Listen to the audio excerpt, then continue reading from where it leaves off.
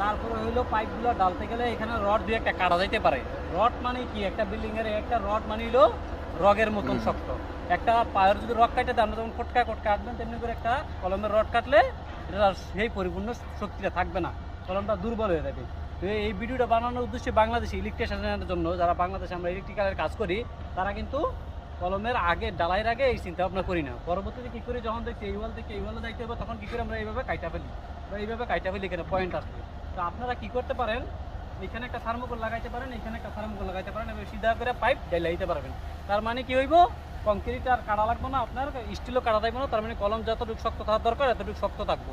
তো বিশেষ করে বাংলাদেশে যারা ইলেকট্রিক্যাল কাজ করেন এইভাবে করবেন, আর যারা আমরা বিদেশে করি তারা কিন্তু প্রত্যেকটা কলমে এইভাবেই করে, কারণ কলম পরবর্তীতে কাটা একদম টোটালি নিষেধ, এখানে কাটতেই পারবেন আপনি কলম, আপনি যদি পাইপ না আড়ালেন প্রথমে। তার জন্য এটা কাজটা করার আগে 10 মিনিট যদি আপনি ড্রয়িং নিয়ে করলেন, বসেন, চিন্তা ভাবনা করেন ইলেকট্রিশিয়ান ভাইরা, তাহলে আপনাদের